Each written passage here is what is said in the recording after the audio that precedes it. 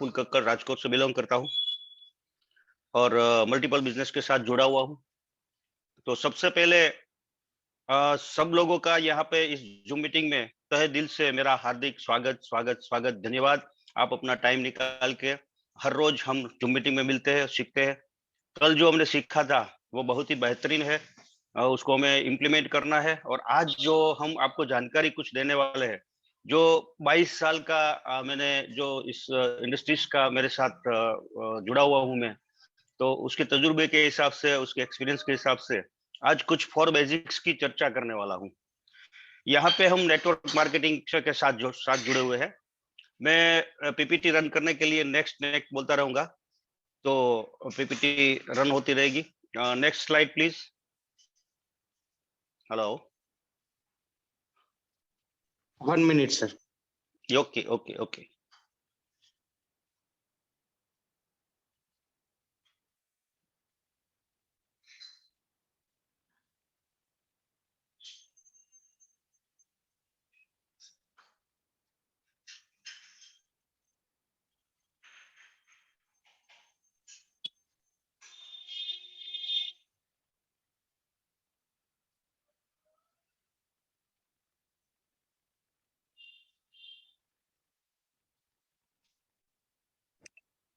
मेरी सभी लोगों से निवेदन है कि आज का जो प्रफुल्ल सर लेने वाले हैं, जो नए लोग जुड़े हैं, इनके लिए तो वेरी इंपॉर्टेंट है दोस्त। तो अभी भी जिन लोगों ने ये महीने के अंदर नई ज्वाइनिंग ली है, इन लोगों को बिठाई। अभी भी 1 मिनट का समय है, तो उसका उपयोग कीजिए।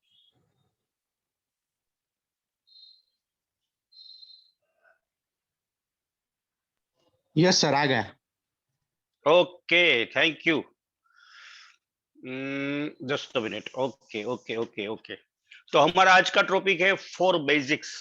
नाम से ही हमें पता चलता है। हाँ, यहाँ पे मैं आपको एक जरूर बात बताऊंगा कि आप स्पेलिंग मिस्टेक पे मत जाइए, क्योंकि इसमें क्या लिखा है, किस प्रकार से लिखा है, इसके ऊपर मत जाइए। लेकिन कहने का इंटेंशन क्या है, इसमें लेसन क्या है, इसमें सीखने का क्या है, इस पे ऊपर गौर कीजिए। कल ही मुझे ये मिस्टेक मालूम हुआ था। तो फॉर बेसिक्स बेसिक्स का मतलब होता है जब हम शुरुआती तौर से यही बात करते रहना है। जैसे कि कोई क्रिकेटर है, ऐसे फॉर एग्जांपल हम देखें तो सचिन तेंदुलकर। अगर सचिन तेंदुलकर अच्छी तरह से परफॉर्म नहीं कर पा रहा है, तो उसको कोच को कहना पड़ता है गो फॉर बेसिक, क्योंकि बेसिक वो वेरी मच इंपॉर्टेंट। हमें शुरुआती तौर से वो बेसिक्स पर ध्यान देना चाहिए। तो हमारा पिलर है 4, जिसके ऊपर हमारा बिजनेस का डेवलपमेंट होगा। तो यहाँ पे मैं ये जरूर कहूंगा कि start business and develop by professional, and उसको कंटिन्यू रखना है हमें इमोशनली से, लोगों के साथ अच्छे व्यवहार करके। लेकिन बिजनेस में हमें लोगों को लाना है, तो लोगों को लाने के लिए हमें पहले ये 4 बेसिक्स का फॉलो करना है। Next, first one is list building. हमें लिस्ट बनाना है। सबसे पहले तो हमें लिस्ट बनाना है अपने गोल का। हम क्यों आए हैं इस बिजनेस में, हमें क्या क्या अचीव करना है, क्या हमारे हमारे ड्रीम्स है, ये सभी हमें एक कागज पे लिखना है। इसके लिए आप अपने एक्टिव अपलाइन के साथ बैठ के, अपने मेंटर के साथ बैठ के ये लिस्ट बना सकते हैं। आज मेरा टॉपिक गोल सेटिंग का नहीं है, आज मेरा टॉपिक है लिस्ट बिल्डिंग का, पीपल का। तो दूसरा लिस्ट हमें बनाना है लोगों का। तो फर्स्ट ऑफ ऑल हम कितने लोगों को पहचानते हैं, उन लोगों को हमें कागज पेन लेके उसका लिस्ट बनाना है। फ्रेंड्स की जो फॉर्मूला है तो अभी पुरानी हो चुकी है, क्योंकि आज हमारे मोबाइल में इतने सारे नंबर्स है, इतने सारे कॉन्टेक्ट्स है, तो उसका हम इस्तेमाल कर सकते हैं। कभी कभार लोगों को हम बोलते हैं कि भाई आप लिस्ट बनाओ लिस्ट बनाओ लिस्ट बनाओ, लेकिन लोगों का एक्सक्यूज रहता है कि मेरे पास तो मेरे मोबाइल में ऑलरेडी है। तो मैं यहाँ पे अनुरोध करना चाहूंगा, हार्टली रिक्वेस्ट करना चाहूंगा कि जो रिटर्न लिस्ट होता है उसके एक अलग इफेक्ट होती है। क्योंकि हम जब किसी का नाम लिखते हैं तब उसको याद करते हैं। जब हम उसको याद करते हैं तब हम उसके लिए कुछ ना कुछ इमेजिनेशन करते हैं, कुछ ना कुछ कल्पनाएं करते हैं, कुछ ना कुछ उसके साथ हम दिल से बात करते हैं, मन से बात करते हैं। तो इसके इसके इसकी इफेक्ट होती है। जब हम किसी को याद करते हैं और उसका नाम लिखते हैं तो इसमें एक जादू इफेक्ट होती है, एक मैजिक इफेक्ट होती है। उसको हम दिल से जब याद करते हैं तब हमारा सबकॉन्शियस माइंड उसका सबकॉन्शियस माइंड के साथ वार्तालाप करने लगता है। ये हकीकत है कि हम एक लॉ ऑफ अट्रैक्शन की तरफ जा रहे हैं। तो मैं सबसे अनुरोध करना चाहूंगा कि लिस्ट हमें पेपर पेन के साथ लिखनी चाहिए। लिस्ट में हम अलग अलग प्रकार से लिस्ट बना सकते हैं, जैसे कि लोकल लिस्ट राजकोट की।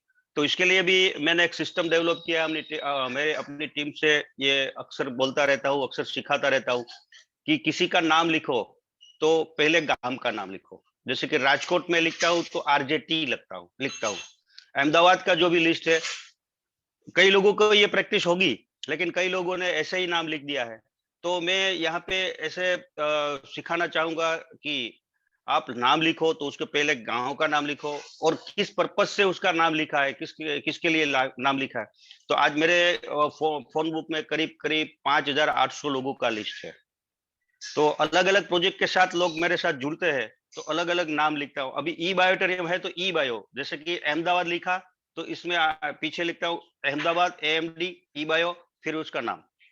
तो इस प्रकार से हम लिस्ट बनाएंगे ताकि जब भी मैं अहमदाबाद के लोगों के साथ वार्तालाप करना चाहता हूँ, किसी को इनवाइट करना चाहता हूँ, वहां पे कोई इवेंट है या तो कोई मीटिंग है, तो मैं AMD ई बायो करूंगा तो सबके सब लोग आ जाएंगे। तो तुरंत ही उसको मैं याद कर सकता हूँ।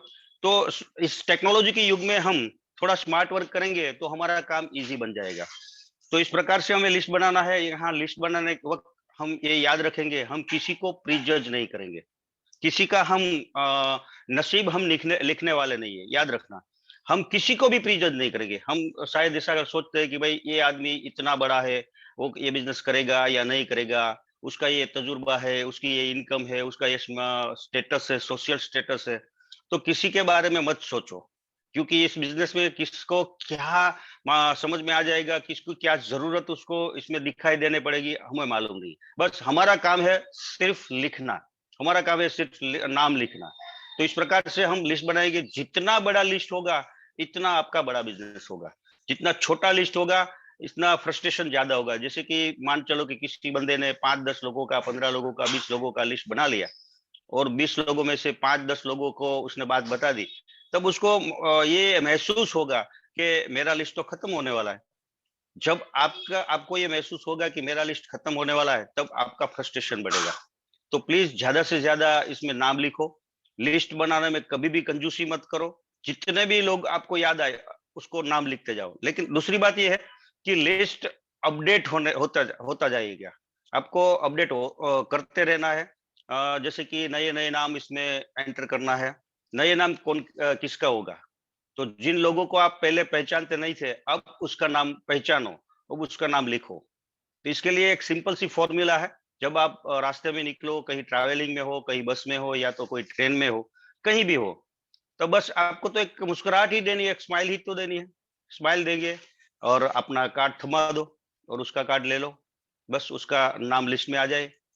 फिर छोटी छोटी इंफॉर्मेशन उसको भेजते रहो।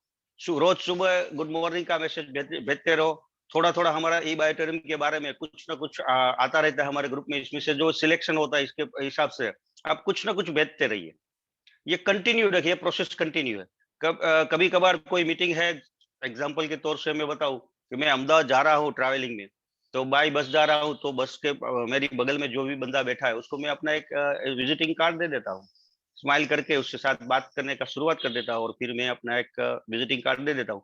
बाद में उसको गुड मॉर्निंग का मैसेज भेजता हूँ और ई बायोटेरियम की कुछ ना कुछ इन्फॉर्मेशन, जो भी हमारे पास इंफॉर्मेटिव मटेरियल आते रहते हैं उसको कुछ ना कुछ इन्फॉर्मेशन भेजता रहता हूँ। बाद में उसके साथ एक कन्वर्सेशन स्टार्ट हो जाएगा। इस प्रकार हमारा लिस्ट बढ़ता रहना चाहिए। Next please. हमें लिस्ट बनाने के बाद क्या करना है? लिस्ट बनाने के बाद कॉन्टेक्ट एंड इनवाइट। यहाँ पे मैंने इनवाइटिंग नहीं लिखा है, पहले पहले हमें उसका कॉन्टेक्टिंग करना है, कॉन्टेक्ट करना है। तो उसके साथ हमें एक रेपो बिल्ड करना है, उसके साथ एक रिलेशन बिल्ड करना है। जैसे कि मैंने पहले बताया कि उसका विजिटिंग कार्ड ले लिया, हमारा विजिटिंग कार्ड दे दिया, फिर उसका नंबर सेव कर लेना। साथ में ये भी लिख लेना कि कहाँ पे हमें मिला था। कभी मैं अपने डाउनलाइन को बताता हूँ कि मैं रेफरेंस भी डालता हूँ और थोड़ा शॉर्ट नोट भी लिख लेता हूँ कि ये बंदा मुझे ये होटल में मिला था, ये बंदा मुझे ये बाई ट्रैवलिंग में मिला था। तो थोड़ा थोड़ा उसमें शॉर्ट नोट भी लिख देता हूँ। तो उसके साथ कॉन्टेक्ट करो, पहले पहले रिलेशन बिल्ड करो, बाद में उसको इनवाइट करो। तो इनवाइट करने का भी एक तरीका होता है। पहले पहले जब गुजरे जमाने में ऐसा होता था कि लोगों को हम क्यूरियोसिटी अप्रोच से अप्रोच करते थे। एक जबरदस्त अपॉर्चुनिटी है, लाभ लाभ ऐसा बहुत ज्यादा कुछ बोलते थे, लेकिन यहाँ पे मैं आपको सबको यही बात बताऊंगा कि क्यूरियोसिटी अप्रोच से मैं तो ज्यादातर डायरेक्ट अप्रोच पर जाता हूँ। डायरेक्ट अप्रोच को माने तो क्या बोलता है कि भाई हम बोलते हैं डायरेक्टली, हम एक डायरेक्ट सेलिंग मार्केटिंग कंसेप्ट के साथ जुड़े हुए हैं, और उसमें आज मैंने अनुभव किया है कि ज्यादातर लोगों के साथ में डायरेक्ट अप्रोच से बात करता हूँ तो मेरे लिए इजी पड़ता है। आपके लिए क्या इजी पड़ेगा वो आप एक्सपीरियंस के हिसाब से आप तय कर सकते हो, अपने अपलाइन के साथ बैठ के तय कर सकते हो, लेकिन मैं यहाँ पे अपना बिलीफ के साथ मैं डायरेक्टली ई बायोटर्म के बारे में बात करता हूँ, तो मुझे बहुत अच्छा रिजल्ट मिलता है। तो किस प्रकार से आपको इनवाइट करना है, आपको क्यूरियोसिटी अप्रोच रखना है या आपको डायरेक्ट अप्रोच रखना है, वो अपने आप आपके हिसाब से आप तय कर सकते हो। अपने अपने अपलाइन के साथ काउंसलिंग करके भी आप तय कर सकते हो। तो हमारा लिस्ट का मतलब होता है कि उन लोगों के साथ हमें कुछ ना कुछ शेयर करना है, हमारी बातें रखना है। तो हम उसको पहले कांटेक्ट करेंगे, रिलेशन बिल्ड करेंगे, और बाद में हम उसको कहीं ना कहीं या तो होम मीटिंग में या तो 1-to-1 के लिए या तो कई बड़े सेमिनार फंक्शन के लिए उसको इनवाइट करेंगे। Next please. इसके बाद हमें क्या करना है? Show the plan, share the product. यहाँ शो द प्रोडक्ट, कल मैंने शेयर द प्रोडक्ट लिखा था, बोला था, लेकिन इसके लिए प्रॉपर वर्ड है शो द प्रोडक्ट। हमें अपनी प्रोडक्ट दिखाना है। प्रोडक्ट दिखाने के लिए हमारे पास बहुत सारी अच्छी एक डेमो की एक सिस्टम हमने डेवलप की है।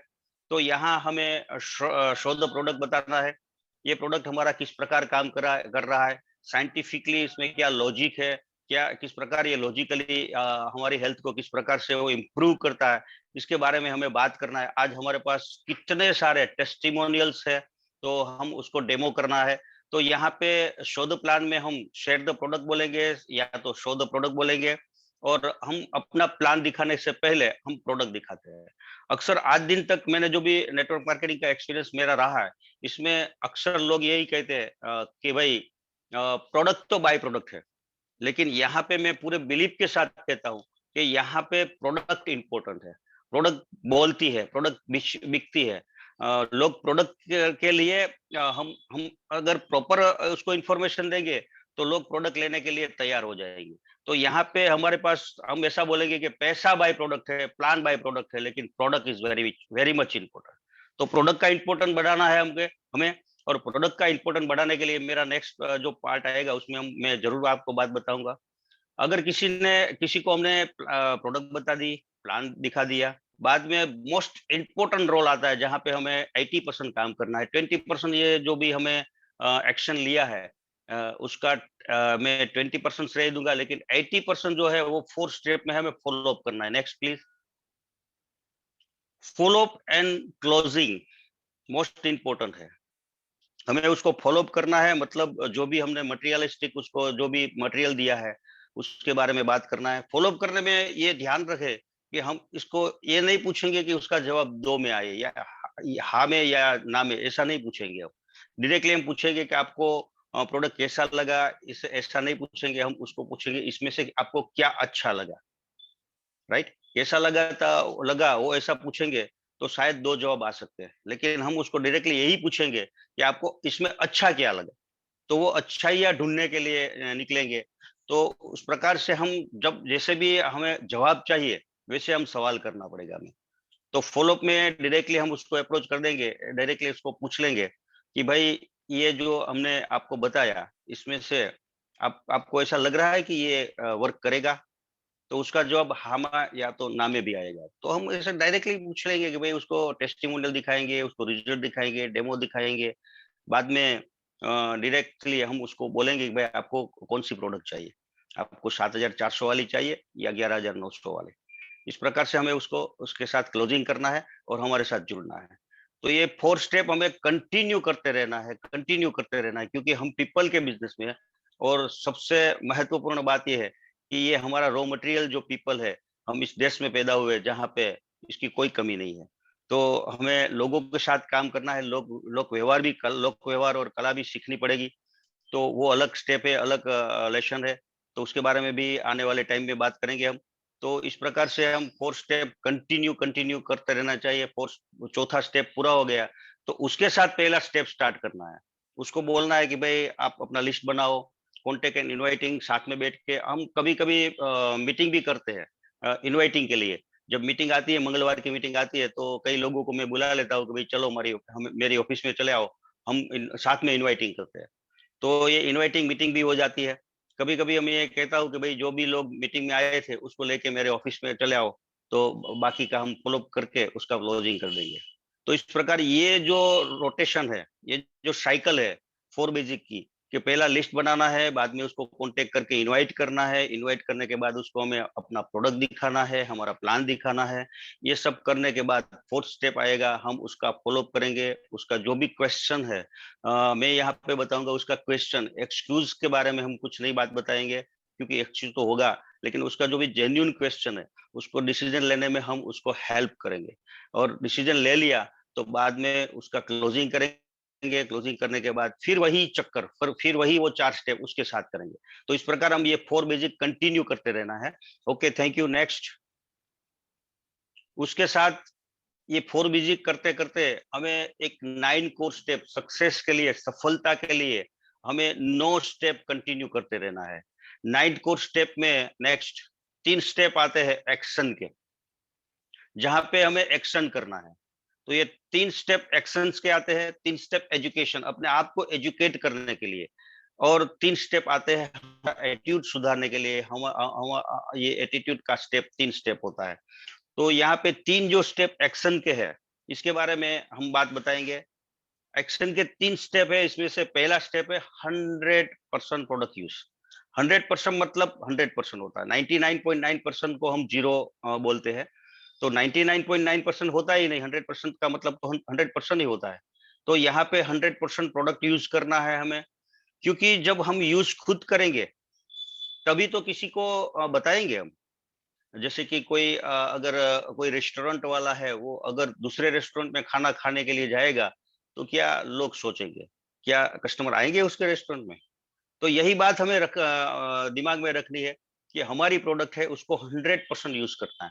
और उर्मिल सर ने एक बार सिखाया था कि आपको बिजनेस करना नहीं है, उसके साथ प्रेम करना है, लव करना है। जब प्रेम करोगे तब उसकी कोई किसी प्रकार की क्षति आपको नहीं मालूम पड़ेगी। वैसे तो हमारी प्रोडक्ट में कोई क्षति नहीं है, कोई कमी नहीं है, लेकिन फिर भी हमें इस प्रोडक्ट को प्रेम करना है, प्यार करना है, लव करना है, क्योंकि ये प्रोडक्ट ही ऐसी है। हमें 100% यूज करना है अपने लिए, क्योंकि हम अपनी हेल्थ को बरकरार रखेंगे तभी तो किसी के साथ हम बात कर सकेंगे। दोस्तों, इस बिजनेस में करोड़ों रुपए की इनकम है, करोड़ों रुपए हम कमाएंगे। जब हमारी सेहत ही हमारा साथ नहीं देगी, तो वो करोड़ों रुपए की इनकम की क्या क्या मायने रखेगा। तो सभी लोगों को मैं हार्टी रिक्वेस्ट करूंगा कि यहाँ पे आपको 100% मतलब 100% प्रोडक्ट यूज करना है। हम 3 प्रकार की प्रोडक्ट आती है। एक जो मैट्रेस है, हमें वो वहां पे सोना तो है, और कुछ नया काम नहीं करना है। कभी कभी हम जोकिंग मूड में बोलते हैं कि भाई इसमें करना क्या है, आपको सोना तो है। एक जो हमारी जो मैट्रेस लगी हुई, उसके ऊपर हमारा ये नया गद्दी या नया मैट्रेस तो बिछाना है, और कुछ तो करना नहीं है। और दूसरी बात ये है कि हमारे साथ एक आता है रिस्ट बेल्ट, जिसको मैं सुरक्षा कवच कहता हूँ, जो हमें रेडिएशन से बचाता है, अपने आप को एनर्जाइज रखता है। तो हमारा ऑक्सीजन लेवल वो कंटिन्यू एनहांस करता है। तो वो रिस्ट बेल्ट हमें बांध के निकलना है। और वो रिस्ट बेल्ट बंधे रखेंगे तो वो हमारे एडवर्टाइज करेगा। कोई लोग पूछेंगे कि ये क्या है, तो बस हमें तो यही तो चाहिए कि कोई लोग हमें पूछे। तो रिस्ट बेल्ट बांध के हमें कंटिन्यू घूमना है। और तीसरी प्रोडक्ट है हमारी, जो ये प्रोडक्ट है वो पानी का एक बोतल है, उसमें ऊपर हमें ये पैड लगाना है। तो इस प्रकार से ये बोतल में रखा पानी वो अल्कलाइन हो जाता है। लोगों को अल्कलाइन पानी के लिए लाखों रुपए की मशीन लेते हैं, तो यहाँ पे हमारे इस प्रोडक्ट में 7400 में तीनों प्रोडक्ट आ जाती है। तो हमें 100% प्रोडक्ट यूज करना है। इसकी जानकारी लेनी, उसकी नॉलेज लेना है, किस किस प्रकार से हमारा प्रोडक्ट वर्क कर रहा है साइंटिफिकली, इसमें क्या लॉजिक है, ये सब हमें लेना है। क्योंकि you can not go beyond your belief. आप अपने बिलीफ के आगे नहीं, कभी नहीं जा सकते। तो हमें क्या करना है, हमारा बिलीफ बढ़ाना है। तो बिलीफ बढ़ाने के लिए हमें ये कंटिन्यू प्रोडक्ट यूज करते रहना है, क्योंकि अपने आप को फील करना है कि प्रोडक्ट से मुझे जो भी फायदा हो रहा है, मुझे जो भी मुझे इफेक्ट मिल रही, और उसका हमें लोगों के साथ शेयर करना है। और शेयर करने के लिए हमें क्या करना है? प्रोडक्ट का डेमो करना है। नेक्स्ट स्टेप आता है एक्शन का, प्रोडक्ट डेमो। बस इस बिजनेस को अगर बढ़ाना है तो एक ही काम करना है, product demo, product demo, product demo. दिन रात में एक दिन भी एक आपको ठान लेना है कि सुबह से लेके शाम तक मैंने कितना डेमो किया है। बस एक फिगर आपको तय करनी है। मिनिमम आपको 3 से 5 डेमो तो करना ही करना है, क्योंकि जितना ज्यादा डेमो करोगे इतना ज्यादा लोग आपके साथ जुड़ेंगे और जितना लोग ज्यादा जुड़ेंगे उतना बड़ा बिजनेस होगा। तो हमें continue demo demo demo demo demo करते रहना है।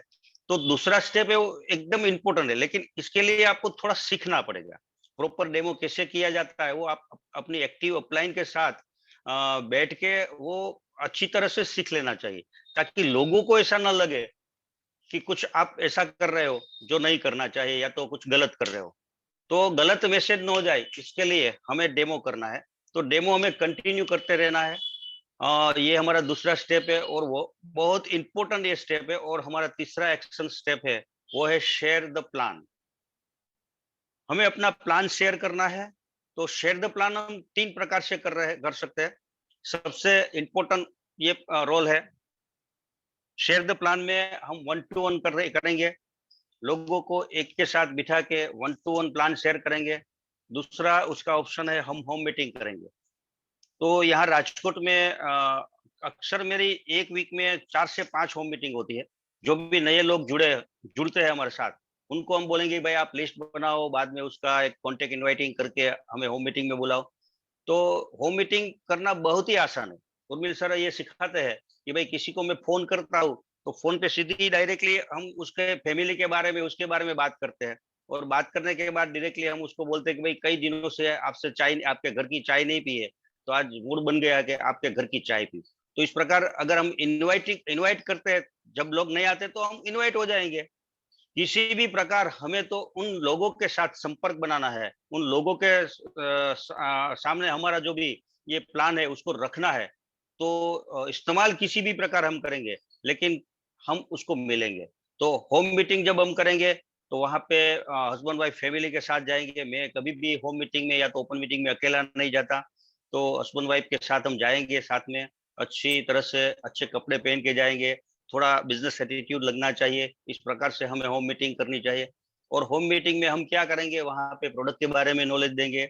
हमारा ये बिजनेस किस प्रकार से, हमारी ये प्रोडक्ट किस प्रकार से काम कर रही है, वो उसका साइंटिफिक और लॉजिकल हम उसको बताएंगे। बाद में हम डेमो करेंगे। और बाद में अगर इस फैमिली को कुछ पैसे की बारे में जानकारी लेनी है तो हम बिजनेस प्लान भी बताएंगे। इस प्रकार हम होम मीटिंग करेंगे। बाद में आती है ओपन मीटिंग। तो यहाँ पे हमें सिंपली लोगों को इनवाइट करके, हमारी जो भी होम मीटिंग हो रही है हमारे सिटी में, इस होम मीटिंग में हम लोगों को इनवाइट करेंगे और वहाँ पे भी हम फैमिली के साथ जाएंगे। दोस्तों ये फैमिली बिजनेस है, हमारे उर्मिल सर ने ये प्रैक्टिकली साबित कर दिया है। 2 दिन पहले जय भाई का मैंने एक सेशन अटेंड किया था। Really really I very much impressed कि 16-17 साल का एक बच्चा इतनी अच्छी तरह से ये नॉलेज शेयर कर सकता है। तो ये प्रूव कर दिया है कि ये फैमिली बिजनेस है और डुप्लीकेशन का बिजनेस है। जो भी उर्मिल सर कर रहे हैं घर में, वो जय देखता है और उसका वो फॉलो करता है। इस प्रकार से हमारे अपलाइन ने भी ये साबित कर दिया कि ये फैमिली बिजनेस है और फैमिली के साथ करेंगे तो ज्यादा आगे बढ़ेंगे। तो इस प्रकार से हमें action number 3 share the plan 3 प्रकार से हम कर सकते हैं। तीसरा पार्ट आता है एजुकेशन स्टेप्स। तो हमें अपने आप को एजुकेट करते रहना है। एजुकेट करने के लिए यहाँ पे मैं आपको जरूर कहूंगा कि आपको इस बिजनेस में अगर लीडर बनना है, आगे बढ़ना है, तो आपको लीडरशिप लेनी पड़ेगी। और लीडरशिप लेने के लिए हमें अपने आप को एक अच्छे आदमी बनाना पड़ेगा। अच्छा आदमी बनाने के लिए आपको हमेशा ऐसी पुस्तकें, ऐसी बुक्स रीड करनी चाहिए जो पॉजिटिव मेंटल एटीट्यूड की है, जो हमें अपने आपको आईना बताती है। तो इस प्रकार हमें इस प्रकार से हमें अपने आप को एक कमिटमेंट देना है कि हर रोज 15 से 20 मिनट हम एक बुक का रीड करेंगे। तो किस प्रकार की बुक को रीड करना है वो अपने अपनी एक्टिव अपलाइन के साथ काउंसलिंग करके ये जान लो कि हमें कौन सी बुक की अभी जरूरत है। तो 100% आपको ये रोज 10 से 15 मिनट आपको बुक रीड करनी है। Next one please. इम्पोर्टेंट इसमें है listen and watch success videos. आज यूट्यूब में अगर आप जाओगे तो सक्सेस लोगों की कई सक्सेस स्टोरीज वीडियो के माध्यम से हम देख सकते हैं, सुन सकते हैं। तो वहां से हमें इंस्पायरेशन मिलेगा, मोटिवेशन मिलेगा, हमें ये जानने को मिलेगा, ये अपने आप को हम समझाएंगे कि भाई ये आदमी अगर कर सकता है तो मैं क्यों नहीं। तो हमेशा ऐसे वीडियोस देखते रहने चाहिए। देखिए दोस्तों, यूट्यूब में तो हर चीज है। तो यहाँ पे हम क्या चीज को देखते हैं, क्या चीज के साथ हम जुड़े हुए हैं, ये मायने रखता है कि हमारा भविष्य किस प्रकार का है। तो यहाँ पे हमें सक्सेस लोगों की स्टोरी की जो भी वीडियोस क्लिप है वो हमें देखना है और सुनना है, और इस प्रकार से हमें अपने आप को एजुकेट करना है। Next one please. Attend all functions and seminar. हमें हर प्रकार के जो भी सेमिनार होते हैं, फंक्शन होते हैं, उसको हमें 100% अटेंड करना है। इसमें कोई एक्सक्यूज नहीं होना चाहिए। बस यही एक ठान लो कि अगर कोई फंक्शन हो रहा है तो मैं वहां पे फंक्शन में होगा या तो हॉस्पिटल में होगा। किसी किसी फंक्शन को हमको कभी भी मिस नहीं करना है, क्योंकि क्या लीडर क्या बोल जाएगा और वो हमें टच कर जाएगा, और हमारी वहां से एक टर्निंग पॉइंट हो जाएगी, हमारी वहां से जर्नी स्टार्ट हो जाएगी, ये हमें मालूम नहीं है। तो हर प्रकार के जो भी फंक्शन आते हैं उसको विदाउट फेल हमें मिस किए बिना फंक्शन को अटेंड करना है। इसके लिए मैं आपको एक जरूर बताऊंगा कि बड़े बड़े डिसीजन इसी फंक्शन में लिए जाते हैं। जिन लोगों ने आज जो भी माइलस्टोन अचीव किया है उसके बैकअप में हम जाएंगे तो वो जरूर जानने को मिलेगा कि इस बंदे ने एक बड़ा फंक्शन अटेंड किया था और बड़े फंक्शन में से एक बड़ा डिसीजन लिया, और तब से ये सक्सेस स्टोरी शुरू होती है। तो सक्सेस का मतलब कितना दूर है सक्सेस, बस आपका एक डिसीजन ही तो सक्सेस के लिए काफी है। तो डिसीजन हमें अगर बड़ा लेना है तो हमें बड़े फंक्शन में जाना पड़ेगा, बड़े फंक्शन को अटेंड करना पड़ेगा। फंक्शन में हमें एक एनवायरमेंट मिलता है, एक माहौल मिलता है, एक प्लेटफॉर्म मिलता है। इसके लिए मैंने कल एक स्टोरी बोली थी, वही स्टोरी आज फिर से दोहराऊंगा। एक बहुत बड़ा चक्रवर्ती राजा हुआ करता था। उसके वो बहुत ही शक्तिशाली राजा था। इर्द गिर्द के राजाओं को वो अपने शासन में वो इन्वॉल्व कर लेता था, और उसके पास एक यूनिक सेना थी। इसमें ज्यादातर हाथी थे इस सेना में।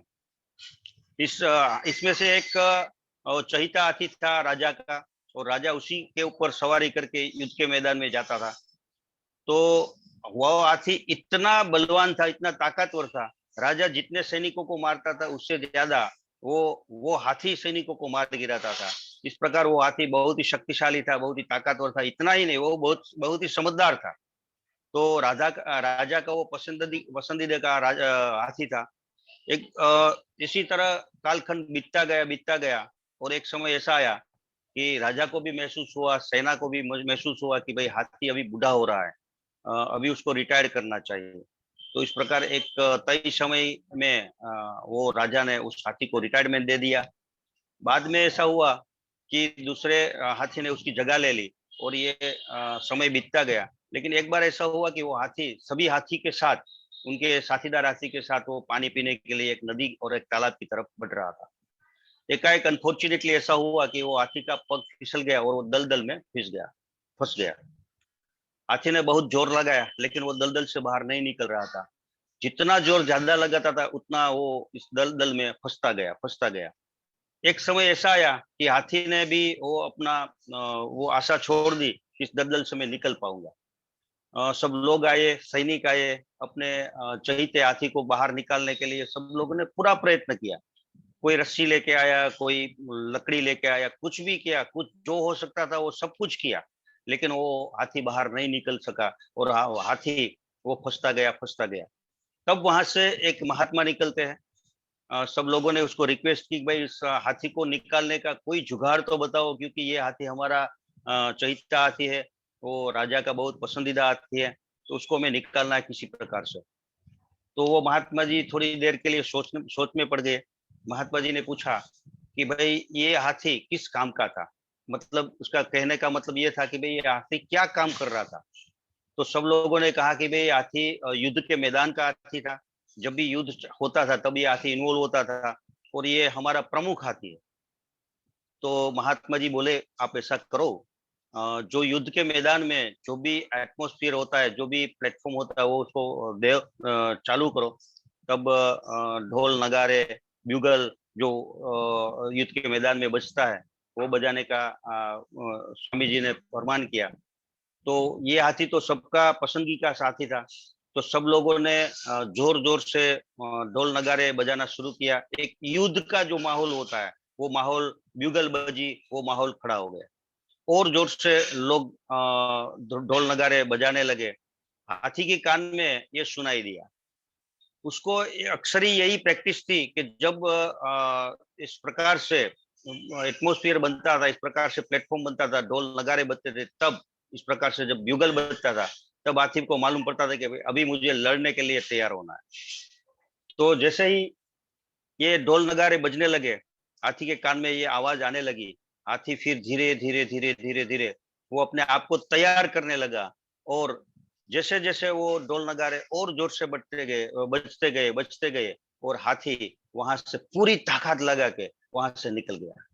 यहाँ पे मैसेज ऑफ द स्टोरी क्या होती है कि जब कोई आदमी फंस जाता है, या तो दलदल में फंस जाता है, या तो किसी निराशा में, गर्त में चला जाता है, तब ऐसा एटमोस्फियर आ जाता है, तब उसको वो अपने आप को पहचानता है कि मैं ऐसे दलदल में फंसे रहने के लिए नहीं बना हूँ, मैं एक ताकतवर हाथी हूँ, मैं, मेरे में ये ताकत है। ये ताकत उसको महसूस होने लगती है। तब वो किसी भी परिस्थिति में फंसा है, तो उस परिस्थिति में फंसने के बावजूद वो अपने आप को ताकत लगा के बाहर निकल जाता है।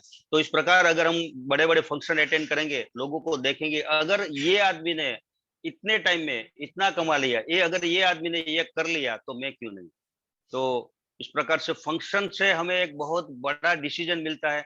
एक हम डिसीजन ले लेते हैं, हम अपने आप को ठान लेते हैं कि अगर ये आदमी कर सकता है तो मैं क्यों नहीं।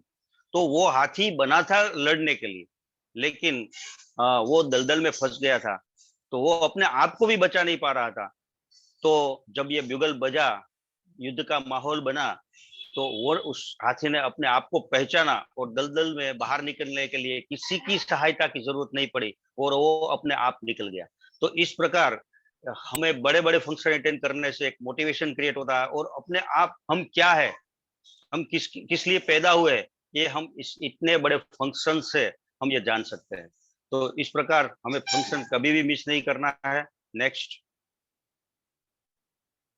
Attitudes be teachable.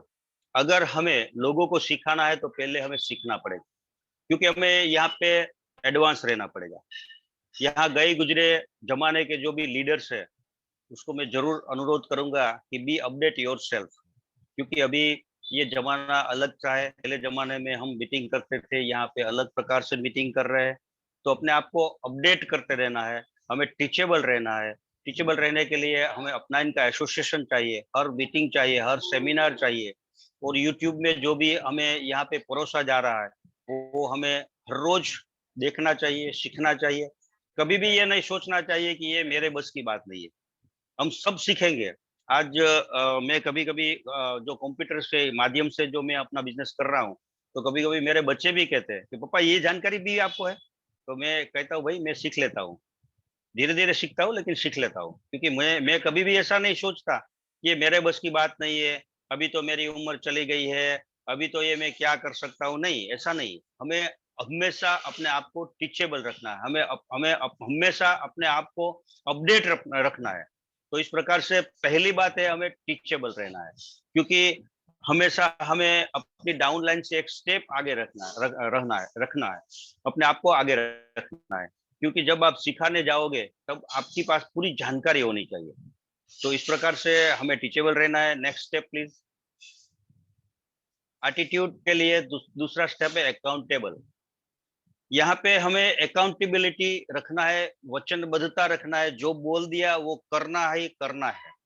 हमें डाउनलाइन को ये वचन दे दिया कि भाई हम आज मीटिंग में आएंगे, इस टाइम पे आएंगे, तो किसी भी हालत में हमें अपना वचन नहीं तोड़ना है। प्राण जाए पर वचन न जाए, ये हमें हमेशा याद रखना है। तो हमें अकाउंटेबिलिटी,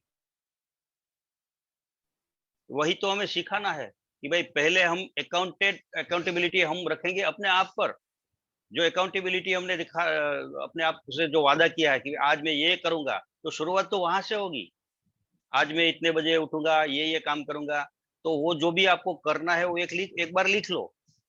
कभी समय मिलेगा तो मैं मोबाइल में मैं एक ग्रुप बनाया है, इसमें टू डू लिस्ट बनाया है। इसमें टू डू लिस्ट बना के उसमें आज मुझे क्या क्या करना है वो मोबाइल में लिख लेता हूँ। ये ग्रुप बनाने की एक थियरी होती है कि मैं अपने आप को, मेरा दूसरा नंबर है उसको ऐड कर देता हूँ ताकि ग्रुप बन जाए।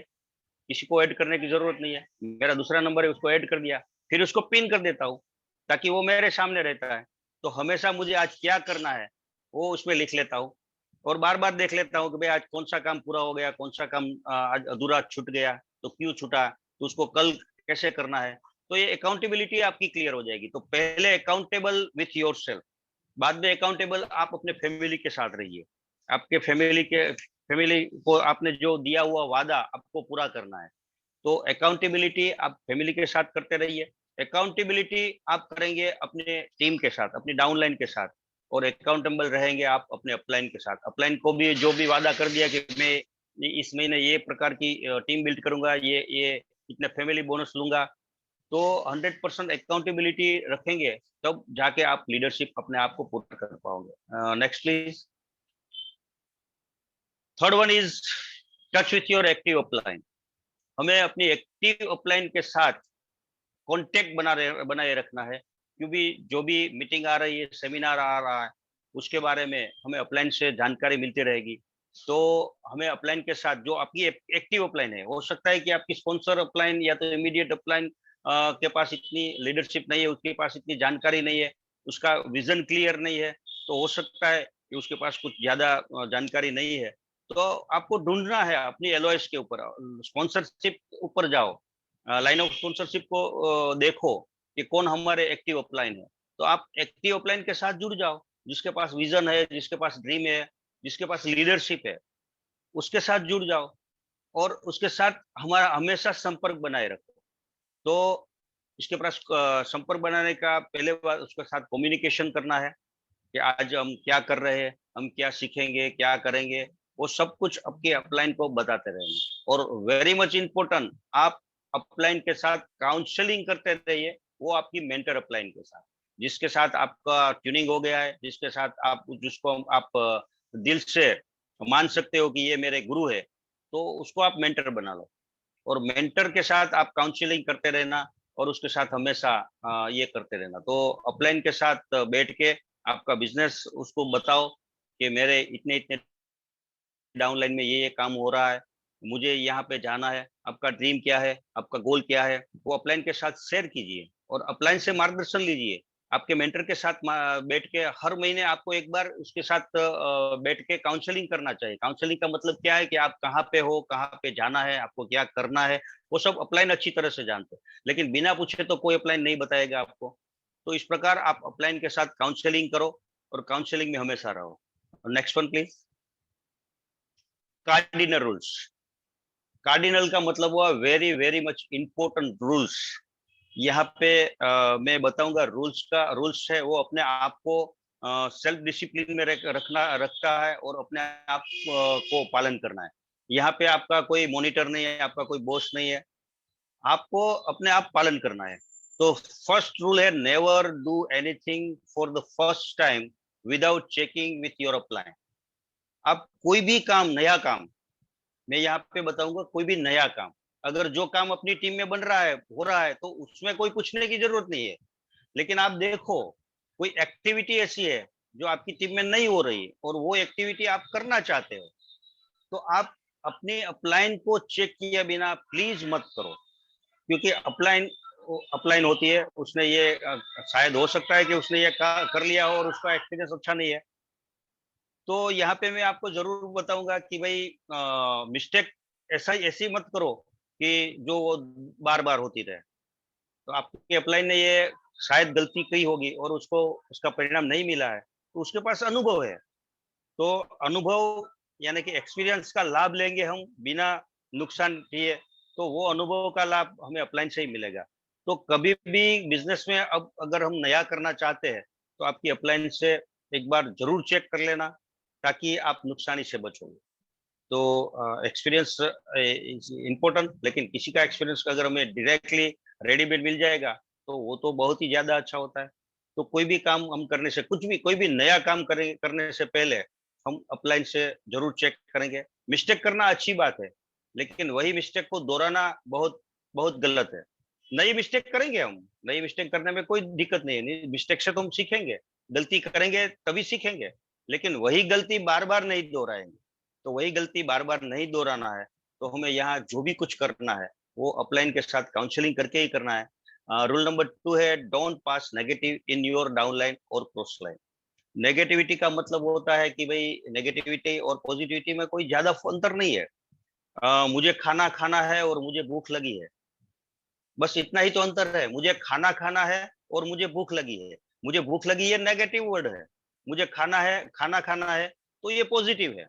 तो इतना ही अंतर है, क्योंकि आप जब भूख लगी ऐसा सोचोगे तो आप अट्रैक्ट कर रहे हो हंगर को, भूख को, और मुझे खाना खाना है ये सोचोगे या ये बोलोगे तो आप अट्रैक्ट कर रहे हो फूड को, खुराक को, खाने को। तो हमें याद रखना है, छोटी सी भेद रेखा है, लेकिन ये बहुत इंपॉर्टेंट है। तो यहाँ हमें अपनी डाउनलाइन के साथ किसी प्रकार की नेगेटिव बात नहीं करेंगे, और अपने क्रॉस लाइन के साथ तो कभी भी नहीं। कभी भी नेगेटिव का मतलब क्या होता है, हम सोचते हैं कि भाई ये क्या नेगेटिव होता है। चलो कि भाई आपका प्रोडक्ट थोड़ा लेट आया, तो वो शेयर करने की जरूरत क्या है डाउनलाइन के साथ, वो शेयर करने की जरूरत क्या है क्रॉस लाइन के साथ। ये गॉसिप होता है, गॉसिप से बचो। यहाँ किसी प्रकार की नेगेटिव बात वो गॉसिप होती है, तो गॉसिप से बचेंगे, अपने आप को बचाएंगे। किसी प्रकार की नेगेटिव चीज हम किसी डाउन क्रॉस लाइन के साथ तो कभी भी नहीं करेंगे, और डाउन लाइन के साथ तो कभी भी नहीं। कभी कभी क्या होता है कि उत्साह में, मैं एक एग्जांपल देता हूँ कि मेरी डाउन लाइन में एक साइड में ए बंदा है और दूसरी साइड में बी बंदा है। तो मैं कभी कभी उत्साह में आके कभी कभी ए से बात करता हूँ तो बी की बात कर लेता हूँ कि बी ने आज ऐसा किया वैसा किया। ये बहुत गलत है, कई लीडर ऐसा करते हैं, मैंने देखा है, ये गलत बात है। कभी भी किसी क्रॉस लाइन के साथ किसी ऐसी बात हम नहीं करेंगे कि ए की बात ऐसी नहीं करेंगे जो बी को कुछ भी फायदा नहीं देगी। नेगेटिव का मतलब क्या होता है मालूम? नेगेटिव का मतलब है कि वो बात जो किसी के फायदे में नहीं है, बस इतना ही है। जो बात किसी के फायदे में नहीं है वो बात 100% नेगेटिव है। तो हम जब भी किसी के साथ बात करेंगे तो पॉजिटिव बात करेंगे, शॉर्ट में बात करेंगे, ज्यादा बात करेंगे वो भी एक नेगेटिव चीज है, ये वो भी एक नेगेटिव मैसेज जाता है। जब भी हम बात करेंगे शॉर्ट एंड स्वीट में बात करेंगे, किसी के साथ ऐसी लंबी लंबी बातें करने से वो बंदा इरिटेट हो जाएगा, तो हमारी नेगेटिव इंप्रेशन पड़ेगी। हम बात नेगेटिव नहीं कर रहे, लेकिन हमारी नेगेटिव इंप्रेशन पड़ेगी। ये बंदे का तो कुछ काम ही नहीं होता है, ये फोन आया और आधा घंटा मेरा चला जाएगा, पौना घंटा चला जाएगा, 1 घंटा चला जाएगा, ऐसी सोच उसके साथ डेवलप हो जाएगी, तो आपके लिए नेगेटिव हो जाएगा। तो नेगेटिव बात ही नहीं होती, जब लंबी लंबी बात हो जाती है वो भी एक नेगेटिव मैसेज पास होता है। तो यहाँ पे मैं सब लोगों को हार्टली रिक्वेस्ट करूंगा, जो भी बात करेंगे, जो भी कम्युनिकेशन करेंगे, टू द पॉइंट करेंगे। हम किसी बात की शुरुआत करेंगे तो कहाँ से हम आए थे, कहाँ गए, वो बात करने की जरूरत नहीं है। जैसे कि मुझे भरत भाई पूछते हैं कि भाई आज आपको मीटिंग में आना है, ये करना है, तो डायरेक्टली मैं क्यों नहीं आ रहा हूँ, क्यों नहीं कर रहा हूँ, या तो कुछ भी है तो डायरेक्टली बात कर लेता हूँ। वो गोल गोल घुमा घुमा घुमा के वो मैं ना बोलूंगा, ये बात नहीं है। हमें डायरेक्टली बात कर लेंगे, स्पॉट में, सीधी बात, नो बकवास। तो इस प्रकार हमें किसी प्रकार की नेगेटिव अपनी क्रॉस लाइन को तो नहीं डालना है, क्योंकि क्रॉस लाइन हमारी क्रॉस लाइन है, लेकिन हमारी अपलाइन की तो डाउन लाइन है ना। तो कहीं ना कहीं हम अपने अपलाइन का बिजनेस को स्पॉइल कर रहे हैं। तो ये बात हमेशा याद रखना है कि किसी भी हालत में हमें नेगेटिविटी डाउन लाइन के साथ या क्रॉस लाइन के साथ किसी भी हालत में नहीं करना। Next one please. Never mess with anyone's ego, money and spouse। ये बहुत ही इंपॉर्टेंट है, वो हम अपनी जिंदगी में भी अप्लाई करेंगे तो काम आएगा। क्योंकि हमें अपनी किसी प्रकार का मैस यानी कि खिलवाड़ हम अपने डाउनलाइन के साथ, अपने क्रॉस लाइन के साथ, अपने अपलाइन के साथ किसी प्रकार का खिलवाड़ नहीं करेंगे। हम सभी के ईगो का रिस्पेक्ट करेंगे, किसी का ईगो हर्ट नहीं करेंगे, किसी की मनी के साथ किसी प्रकार का ऐसा लेन देन में ध्यान रखेंगे। अगर लिया तो तुरंत ही उसको देना है, अगर तुरंत नहीं दिया तो नेक्स्ट डे याद करके देना है। तो इस प्रकार से हम ये ध्यान रखेंगे कि हम किसी के ईगो के साथ मैच नहीं करेंगे, किसी के मनी के साथ यानी कि पैसों के साथ किसी प्रकार का उलट-पुलट नहीं करेंगे। और इम्पोर्टेंट इज स्पाउस। अगर हमारे बिजनेस में कोई लेडीज है तो उसके पति के साथ, अगर कोई जेंट्स है तो उसकी पत्नी के साथ हम इसी प्रकार का कोई भी व्यवहार नहीं रखेंगे, क्योंकि ये बिजनेस 100% शुद्ध बिजनेस है। 100% लोग हमें देख रहे हैं, क्योंकि हम लोगों के सामने होते हैं। तब हमारे लिए कोई गलत न सोचे इस प्रकार से, क्योंकि ये फैमिली बिजनेस है, उसकी पवित्रता हमें बरकरार रखनी है। तो इस प्रकार किसी प्रकार का मैच किसी के ईगो के साथ, क्योंकि सभी का ईगो एक होता है, सभी का आत्मसम्मान होता है। तो अगर किसी का ईगो हर्ट हो गया तो वो बंदा हमसे कभी भी ज्यादा आगे बढ़ नहीं पाएगा। तो सभी का ईगो को हमें रिस्पेक्ट करना है। सभी के मनी के साथ लेन देन के व्यवहार में हमें क्लियर रहना है। और हमारी ये फैमिली बिजनेस है तो पवित्र रहना है। कभी कभी ऐसा होता है कि भाई हम लेडीज जेंट्स काम करते हैं साथ में, तो किसी लोगों को हमारे बारे में कुछ सोचने के लिए कोई मौका ही मत दो, ऐसा कभी व्यवहार भी मत करो। तो इस प्रकार से हमें पवित्र बने रहना है, क्योंकि ये फैमिली बिजनेस है, उसका गरिमा हमें 100% उसका गरिमा को हमें ख्याल रखना है। तो इस प्रकार ये तीसरा जो कार्डिनल रूल्स है वो हमें 100% मतलब 100% पालन करना है। तो इस प्रकार हमारा ये तीनों कार्डिनल रूल्स हमें अपनी सोशल लाइफ में हमारी फैमिली लाइफ में हर जगह पे हम अगर इसका इम्प्लीमेंट करेंगे तो हम एक अच्छे लीडर की तरफ से हम अपनी छाप छोड़ के जाएंगे। तो इस प्रकार ये थैंक यू